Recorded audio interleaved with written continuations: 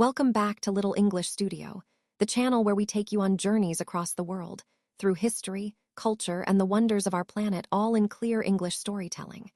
Today, we travel to the shores of Normandy in France, to a place that rises out of the sea like a dream. It is a fortress, a monastery, a village, and a miracle of human determination, Mont Saint-Michel. Imagine standing on the coast of Normandy.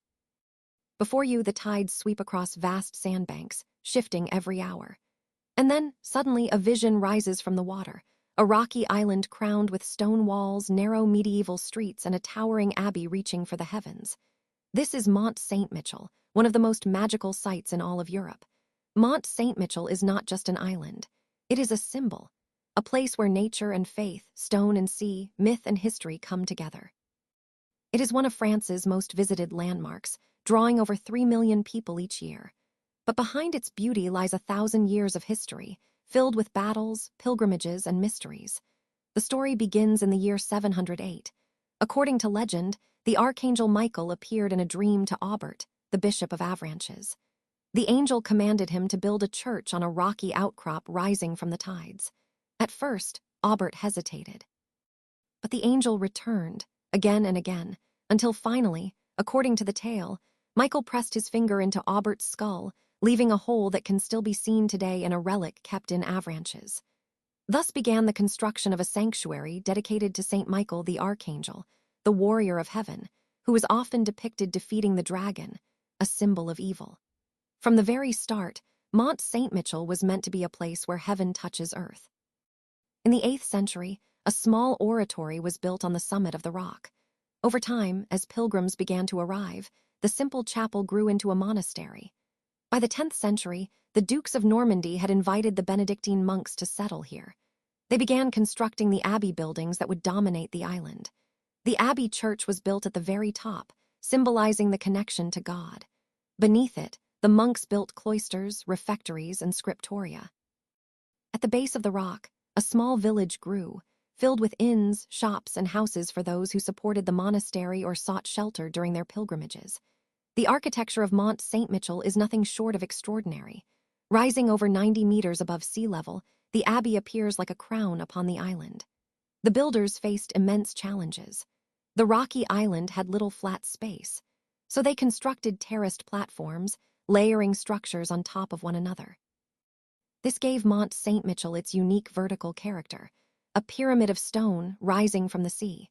One of the most remarkable parts of the abbey is La Merveille, the marvel, built in the early 13th century. This Gothic masterpiece consists of 2 sets of 3 levels stacked upon each other, housing the cloister, refectory, and halls of the monks. Its lightness, grace, and vertical lines contrast beautifully with the heavy Romanesque structures below.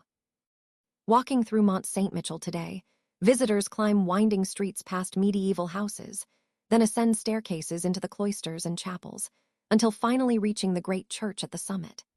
The experience feels like a spiritual journey, rising step by step towards heaven. By the 11th and 12th centuries, Mont Saint-Michel had become one of the most important pilgrimage destinations in Europe, rivaling Santiago de Compostela and Canterbury. Pilgrims traveled long and dangerous roads, often crossing treacherous tidal flats to reach the Holy Island. They came to honor Saint Michael, seeking his protection and blessings. The island's strategic position also made it valuable in political and military terms. During the 100 Years' War between England and France, Mont Saint-Michel withstood repeated English attacks. Despite being besieged, it was never conquered. The island's natural defenses, shifting tides, quicksand, and high walls, made it an impregnable fortress. This earned Mont Saint-Michel the reputation of being a symbol of French resistance and resilience. During the late Middle Ages, Mont Saint-Michel was heavily fortified. Massive stone walls and towers encircled the island. Cannons were installed. The village became a garrison town. For centuries, the island stood as both a place of worship and a military stronghold. Even today, the sight of its thick ramparts, battlements, and gateways reminds visitors that Mont Saint-Michel was not just a monastery, but also a fortress, one that guarded the French coast with pride. As time went on, pilgrimages declined. The Reformation and wars of religion weakened the abbey's influence. By the 17th century, the monks' community had dwindled. Then, during the French Revolution, the abbey was closed and transformed into a prison. For decades, Mont Saint-Michel became known as the Bastille of the Sea. Its sacred halls were filled with prisoners instead of monks. The magnificent cloisters echoed with the sound of chains.